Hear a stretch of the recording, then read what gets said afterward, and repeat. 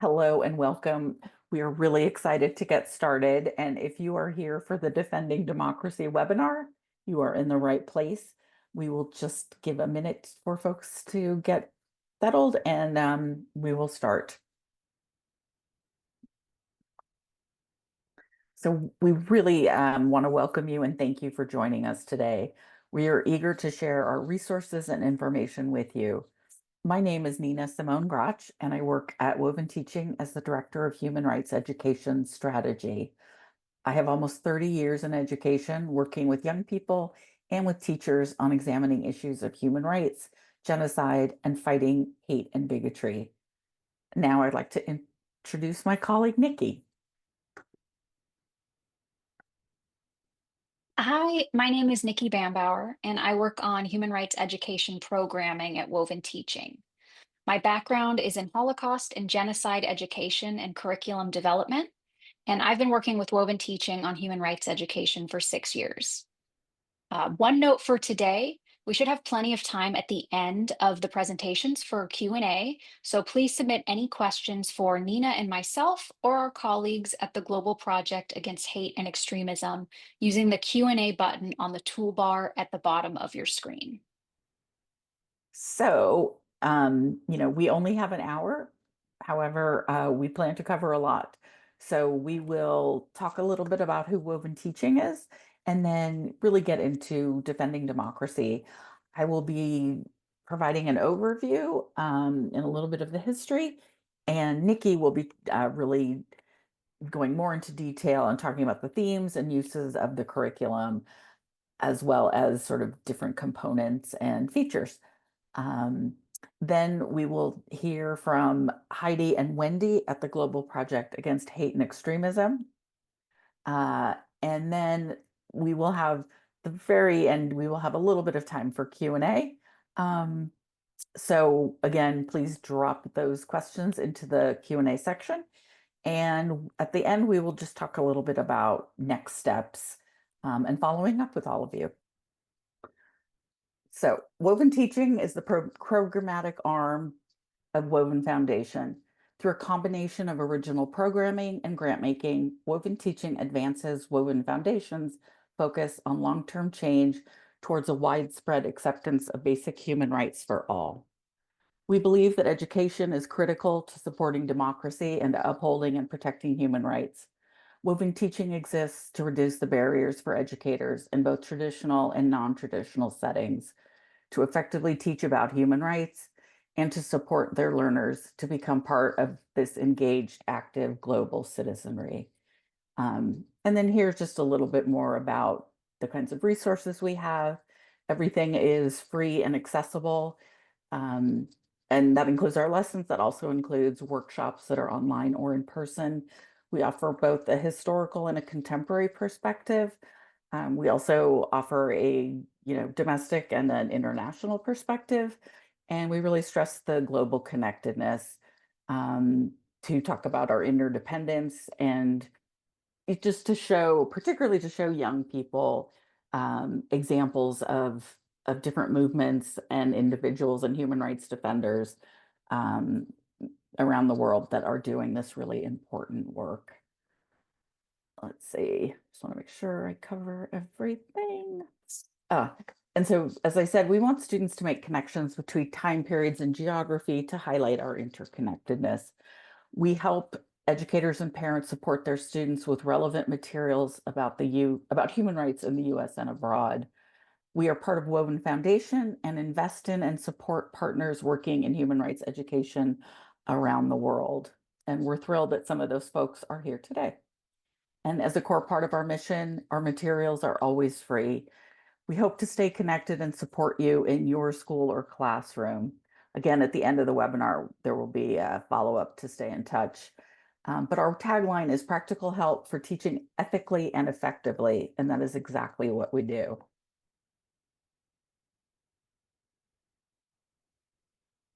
Thank you. So these are one of the big things we do is, as I said, write lessons and offer workshops about them. So these are three sort of pillars of what we do. And each of them is based on a different framework that I think is interesting and sort of speaks to both the methodology and the content. And the first, Human Rights Are for Everyone, is a practical guide to teaching about human rights. This resource uses the 30 articles of the Universal Declaration of Human Rights, or UDHR, as the basis for lessons about upholding and defending rights. And then Stages of Genocide, excuse me, is a resource that we created in partnership with the Genocide Education Project. And this resource uses Professor Gregory Stanton's 10 Stages of Genocide, where we ask learners to examine the connections and the patterns of genocide. And then lastly, as we're going to be talking primarily about defending democracy, and this is based on Timothy Snyder's On Tyranny, and is about practical actions that everyday people can take to protect democracy and to fight authoritarianism. And again, these resources are on our website, as well as many other lessons, primary source documents, a timeline of human rights history, etc. Also to note, we have translated Human Rights Are for Everyone into French and Spanish, and we are in the process of translating some of our other resources. So stay tuned for that. Now, human rights education. This may be a term that some of you are more familiar with than others. One of the things we always say is that human rights generally, often people in the United States tend to think of human rights violations or even human rights movements as something that happens, in Central America or in, Southeast Asia. This is obviously something that happens all over the world, and in the United States. Um, so we believe that human rights education is an effective tool to meet our goals of promoting democracy and upholding human rights. Human rights education strives to help students connect with the issues and movements they care about. Using learner-centered and practical materials, human rights education at its core is a way to engage and connect with learners. We want learners to be better equipped to understand their history and the history of others and navigate their present and future. As I discussed earlier, we also want students to make connections across geography and culture to become informed and engaged global citizens. And you see the highlights here, raising up voices that we may not hear, connecting the struggles of marginalized peoples, that often these different movements, in fact, are very, very connected. Um, and the importance of representation, I think, is another really important part of what human rights education is. It's such a brief summary, but there is more on our website. So if you're interested later, we can send you there. And then on tyranny. So, excuse me, this is obviously Timothy Snyder's book. Why did we create this resource? Knowing that the political climate in the US has become increasingly splintered and fractious, how do we help students navigate this? We're also concerned with the very real dismantling of democratic practices and policies in the US and abroad. Our hope was to give students the information and opportunities to engage with small actions that they can take individually and collectively to affect change. We know that education is a critical element in protecting democracy. And as iCivic says, and I'm going to steal this good line, the best way to protect democracy is to teach it. Um, so Timothy Snyder, who's a historian at Yale, published On Tyranny as a response to the 2016 election. And we thought that this book provided an excellent framework and a springboard for our lessons to illuminate the history and to point forward to change for the future. And just a little bit about the background of how we created this. We hired a pool of 10 educators, and this is the first time we have done this, to work with us to create, write, and edit Defending Democracy. They were critical in sharing their different professional and personal backgrounds, experiences, and expertise, and writing lessons that are varied, student-centered, and action-focused. We are really so thankful for their contributions. And two of them are here today. I wanted to recognize Mariah Landers and Esther Herr, two of our wonderful consultants that that helped us envision this and actually make it a reality. This quote is from the foreword of Defending Democracy, and we thought was really important. Um, we've been talking to and asking educators and parents that we work with how their students and young people have been responding to the 2024 election in the United States. Some of the answers have been troubling, but not surprising. Many report that young people are feeling overwhelmed by it all. This has created a lack of engagement with the issues, a feeling of despair and hopelessness, and finally, a deep feeling of cynicism. And parenthetically, this is not coincidental. This is a tactic of authoritarian regimes, which is to overwhelm, confuse, and distract the general public. And our goal with this Defending Democracy, with this guide, is to create, whoops, sorry. Our goal was to offer this curriculum as a way of turning hopelessness into informed action, which we all know is incredibly important. And then this is just the overview of, what is in Defending Democracy. So obviously, resources to talk about these two subjects, both historically and in the contemporary context. There are 12 interactive lessons out of 15 that are based on tyranny, and it's a human rights-based framework, again, examining local, national, and global. Many additional resources and practical suggestions for empowering students to become global citizens and human rights defenders. So that's a lot to accomplish, but it's a long guide, so you can see for yourself. I will now turn it over to Nikki. Uh, Thanks, Nina. A few housekeeping items. Just as a reminder, please submit any questions using the Q&A button on your toolbar. We're going to have time for Q&A at the end. And then also in the chat, there's a little blue box that either says hosts and panelists or everyone. Just make sure it's changed to everyone on your screen so that everyone in the webinar can see your messages and everything that you have to say. So with that, I'll get started. The Defending Democracy curriculum includes 15 lessons, 3 introductory lessons, and as Nina mentioned, 12 lessons based on Snyder's On Tyranny. Our curriculum begins with 3 lessons that provide students with a foundation for discussing democracy and authoritarianism. In these first 3 lessons, students develop an understanding of democratic and authoritarian practices. They consider the benefits of a democratic system, and they consider the ways that authoritarian leaders exploit mental and physical reactions to maintain control. They also consider the state of democracy in their own country, and they analyze case studies of democratic and authoritarian practices in the real world. In these introductory lessons, students are also introduced to a technique for nervous system regulation. Learning about human rights abuses and authoritarianism may be really stressful for some students for myriad reasons. And so we believed that it was important to provide a grounding technique to help them regulate their nervous systems if they become stressed or anxious over the course of the curriculum. Authoritarianism is intentionally overwhelming, keeping people in a constant state of stress.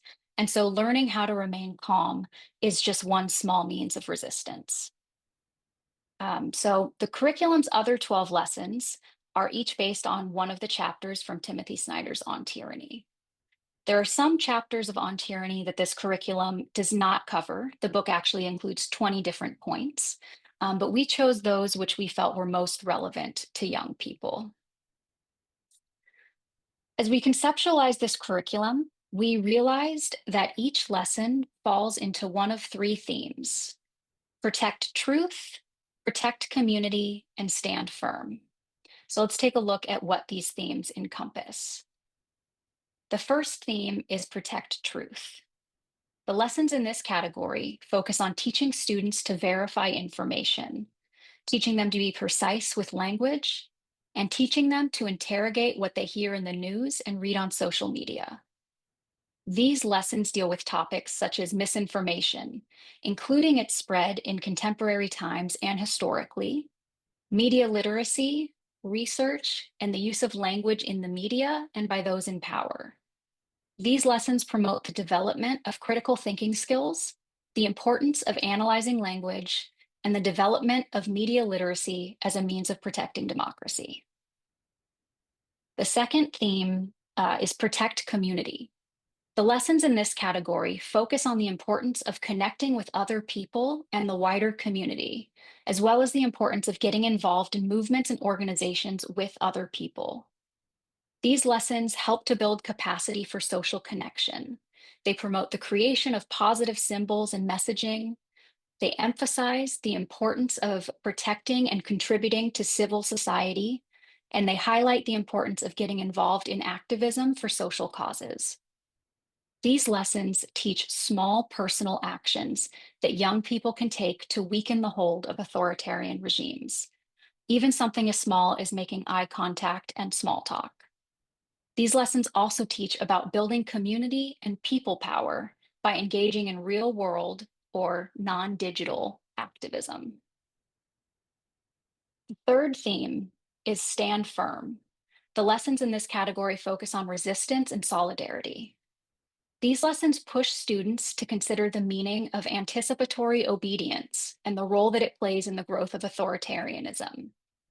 They ask students to consider digital security measures to protect themselves and their loved ones, and to be careful about what information they share online.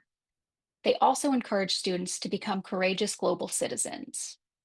In these lessons, students consider how their actions may enable authoritarians to tighten their grip on society, and what resistance has looked like historically, and what it looks like in the present.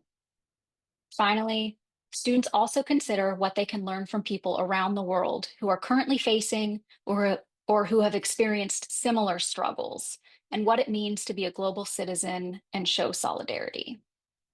So now that we've gotten the themes out of the way, this is what each of our lessons looks like. Each lesson is designed for a 50-minute class period and contains an overview for the educator, activities, and additional resources. In some cases, the lessons also include teaching tips for deeper learning and more resources also there. And some lessons include extension activities. The educator's introduction to each lesson includes an excerpt from On Tyranny, an overview of the lesson, including how many and what types of activities are included, guiding questions, learning objectives, a list of materials, including an optional Google Slides deck that we've created for each lesson, and relevant standards. Because, like Nina mentioned, all of our work at Woven Teaching is grounded in the Universal Declaration of Human Rights, each lesson also includes a list of relevant articles from the UDHR. Each individual activity is also set up to hopefully make these as easy to use as possible. So we provide an estimated time, a materials list, step-by-step instructions, and handouts and answer keys where applicable. We've also heard that so many educators, or we know that so many educators do things digitally. And so all handouts are also available via Google Docs for those who are using technology in the classroom or teaching remotely. We've put together a landing page for each lesson, which you see on the screen. And from these landing pages, this is where each digital handout can be accessed. And links to all of these pages are included in the PDF of Defending Democracy. Finally, the lessons in Defending Democracy also include links to videos by Timothy Snyder.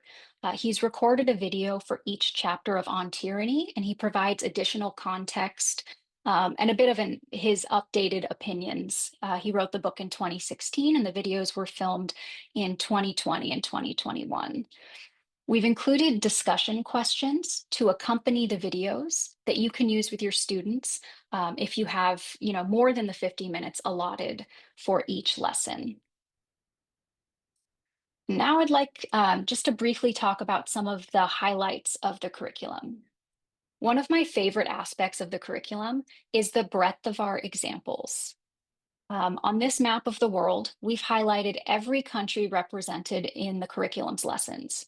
This means that there might be a case study from these countries or perhaps a profile of a human rights defender who is from any of these places. And we tried really hard to ensure that we had a really good mix of representation from across the globe. I think we were fairly successful. There are 34 countries represented in our examples from all continents, except Antarctica. Uh, some of the features of our curriculum are that it's modular. It's our hope that this curriculum is as easy to use as possible. Defending democracy can be used in its entirety, or individual lessons can be used on their own. The lessons are interconnected and they do build on each other, but they have no prerequisites. You can teach the lessons in any order, and you can use any one lesson without having taught any of the others. We designed this in such a way so that educators can use whichever pieces feel most useful to their students and relevant to their contexts. We also tried to make sure that the curriculum was really varied. At Woven Teaching, we strive to ensure that all of our materials focus on cooperative learning and taking action. And we try to make sure that we always include different types of activities so that students who learn in different ways can all benefit from the material. Defending democracy includes many different types of activities: individual writing activities, movement activities that get students up and out of their seats, small group activities like jigsaws, gallery walks, presentations, research, and real world case study analysis. We also have a lot of discussions in small groups, pairs, and as a class. And we've also included some artistic and creative activities. As Nina mentioned, I just want to shout out again that we had a wide variety of educators to help us write the lessons of defending democracy, and their different backgrounds, perspectives, and experiences really enriched this curriculum and allowed us to create something that has so much variety. The curriculum is also adaptable. Nearly all activities that are written for high-tech environments include low-tech alternatives. So, for example, there are several activities in which students watch a video and then have a discussion about it or do a piece of reflective writing. And in those cases, we've included a printable transcript for the video. This way, if there's no internet access or screens in the classroom, students can still read the transcript and have a discussion. Similarly, there are activities that ask students to read news articles online. And for those, we have included links to printable Google Docs or PDFs for any article that requires students to use the internet, so that the educator may print copies if needed. My favorite thing about the curriculum is that it truly is action-oriented. Each lesson is based on a small action that students can take to protect democracy today and in their communities. It provides examples of real people, including young people, who are involved in making positive changes in the world, which we hope will be inspiring to students. And then finally, like Nina mentioned, all Woven Teaching materials are freely available to download from woventeaching.org, and Defending Democracy is no exception. We will put the link in the chat of where you can go to Woven Teaching and download the curriculum. And so with that, I will hand it back to Nina. Great. Thank you so much, Nikki. And I have the pleasure of introducing our esteemed guest speakers. And hopefully their slides, we can get those up there soon, but I will do the introduction while you're doing that. So Woven Teaching is proud to partner with the Global Project Against Hate and Extremism, and we are thrilled that they are able to share their expertise. Let me tell you a little bit about them. In 2020, Wendy Via and Heidi Byrick co-founded the Global Project Against Hate and Extremism to address the transnational nature of hate and far-right extremism and how these movements harm flourishing and diverse democracies. Both provide expert advice to members of Congress, including testimony to the January 6th Select Committee. Wendy Via is the president and co-founder. She is an expert in the intersection of technology and far-right extremism, and the effect on democracy, as well as in achieving change and influencing narratives and actions around around some of the most pressing civil and human rights issues of our time. Prior to co-founding the Global Project, Wendy was the Chief Communications and Development Officer at the Southern Poverty Law Center. And Heidi Byrick, PhD, is the Chief Strategy Officer and co-founder. She is an expert on the American and European far right, including white supremacist, anti-Semitic, anti-immigrant, anti-government, and other extremist movements. She has written extensively on far right movements and is the author of numerous academic publications on extremism. Before co-founding the Global Project, Byrick led the Southern Poverty Law Center's Intelligence Project, the premier organization tracking hate and anti-government movements in the United States. And with that, I will turn it over to them. Thank you. Thank you so much, Nina and Nikki. I just want to say before Wendy and I get started that what we're going to talk about proves all the more why Woven Teaching's democracy curriculum is so important, because it stands in great contrast to the kinds of things that Wendy and I are going to talk about today. So we're here to discuss Project 2025. Just very quickly, because Nina already gave a long description of the work that we do, what the Global Project Against Hate and Extremism is dedicated to is to pushing back against far-right extremism and supporting flourishing multicultural societies and democracies that have fulsome human rights protections. The reason we're talking about Project 2025 is this is now going to become a reality with the Trump administration coming into office. Project 2025 is a plan that was devised by more than 100 far-right organizations, spearheaded by the Heritage Foundation, and it lays out an authoritarian future for the United States, which we are going to start seeing play itself out. We're going to focus today on education and the impacts on education, but I just want to put this slide up here to explain some of the elements of authoritarianism, which I'm sure are explained also in Woven's curriculum. We're going to see blaming minorities and immigrants for problems in the country, checks and balances disappearing, more lies, conspiracy, and disinformation, the demonization of opponents and the media. Many of these things are already happening. The suppression of free speech and the rights of women and minorities, more polarization. These are the elements that drive the authoritarian aspects of Project 2025, which we're going to get into the specifics about. I just want to say a little bit about the organizations that are behind Project 2025. I already mentioned the Heritage Foundation. There's anti-immigrant organizations like Stephen Miller's America First Legal and the Center for Immigration Studies. Many of the organizations are explicitly anti-LGBTQ. Some focus on demonizing the trans population. And the one that is most involved, or probably most known for meddling in education issues, is Moms for Liberty, an organization out of Florida that has engaged in book bans, threatening librarians who put certain types of books in their libraries, usually related to LGBTQ issues.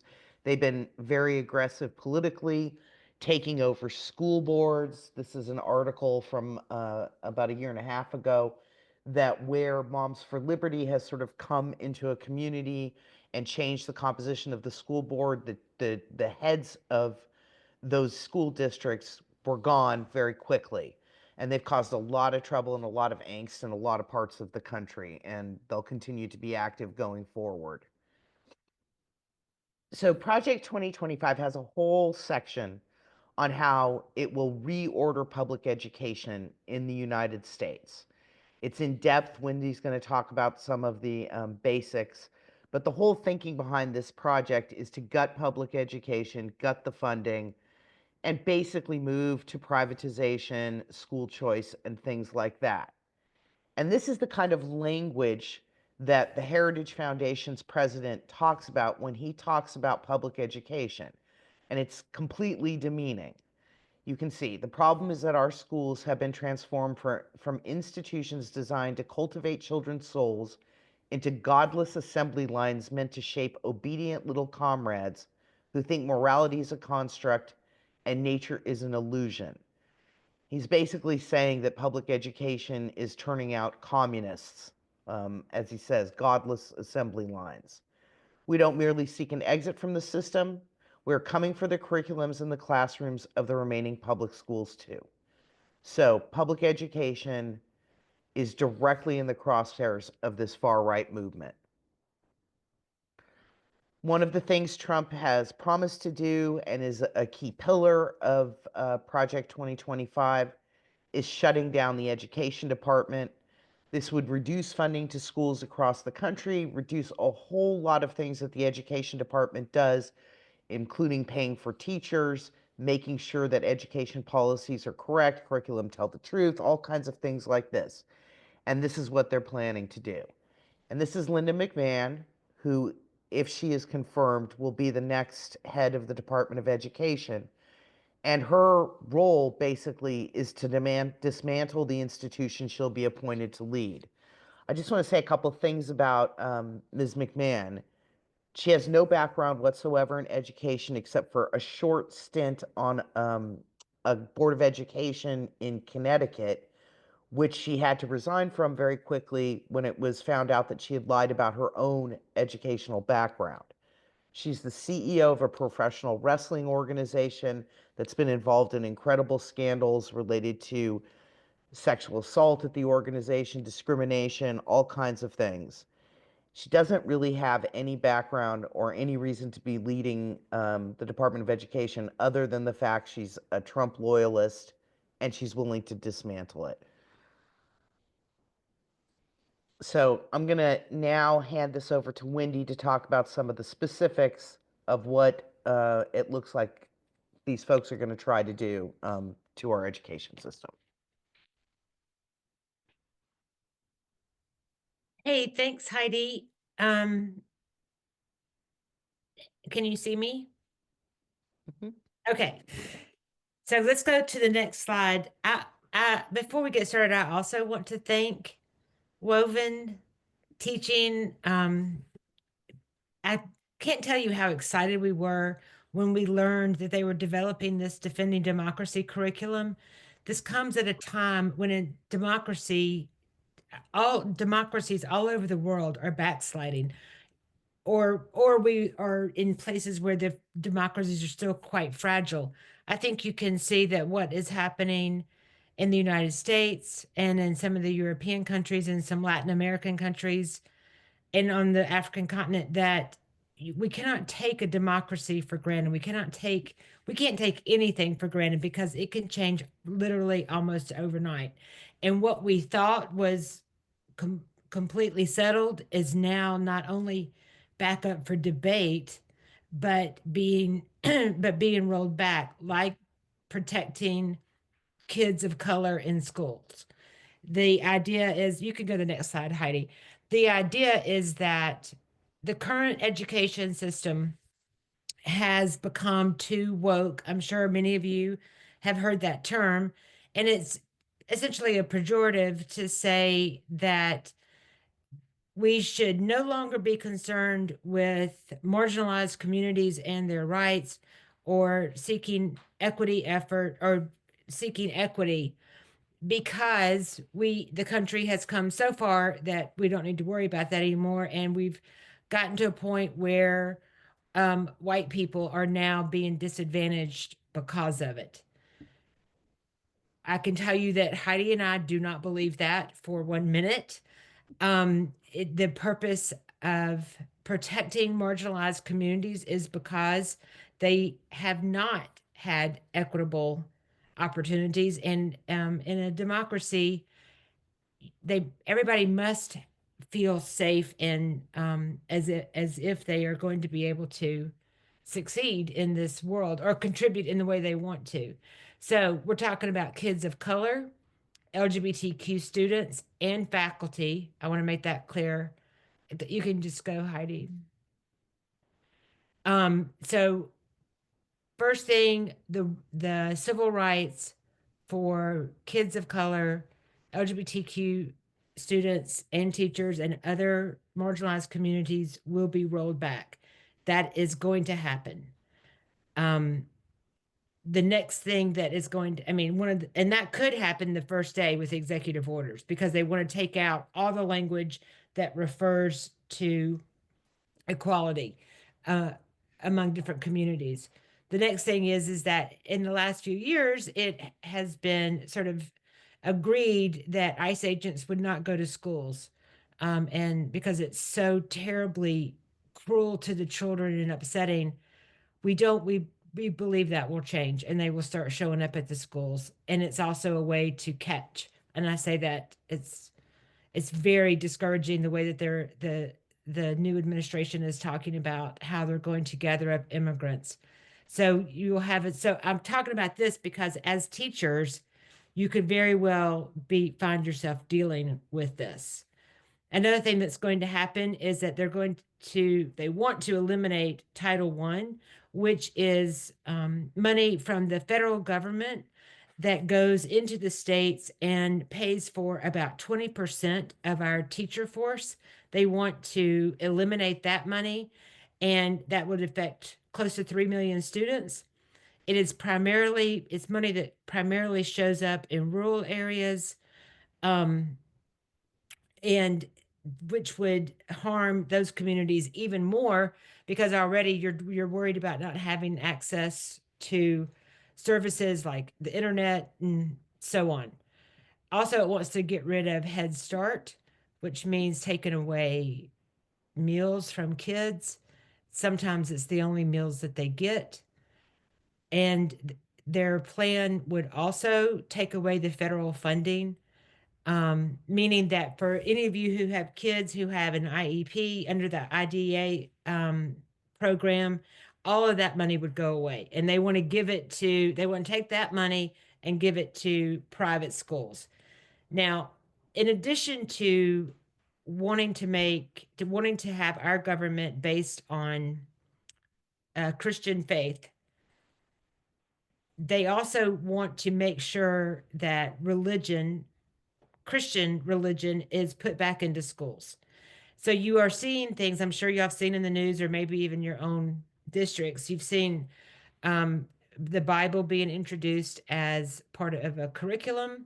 In one place, a district took the Bible out of the library because it violated the requirements for to not be filled with sex or violence and all of those things, and they took it out of the library, which there's a big controversy over that now. But Texas has approved, for example, an alternate curriculum for Bible infused, basically teaching the Bible as historical document. And then Trump, he tried before, he wants to do it again, basically create new curriculums that redefine how American history is taught. So we're essentially talking about rewriting history. And if these things occur, it's teachers across the country are going to, or public school teachers, I should say, are going to not have a choice. They're going to be told what to do. And this is, and it's going to go against what all the teachers I know believe in.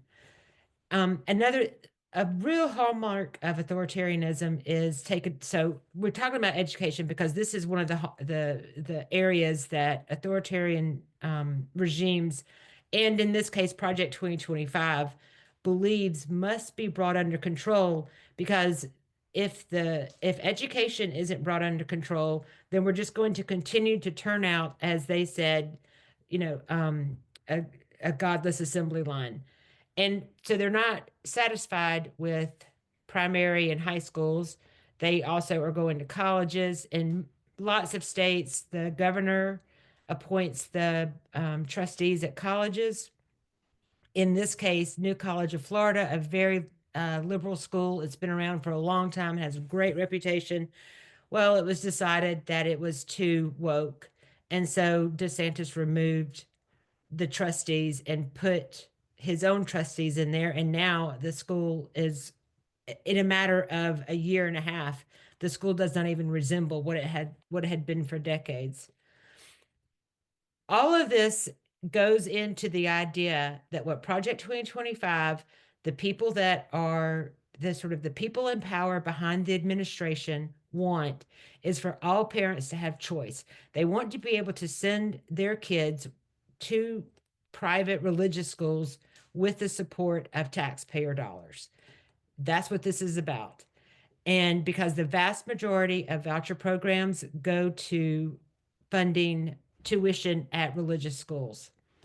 And then lastly, they think that the child labor laws should be reviewed. There's no reason for 14-year-olds to have to be in school. They can take jobs. And so this just kind of gives you an idea of how much they really care about kids.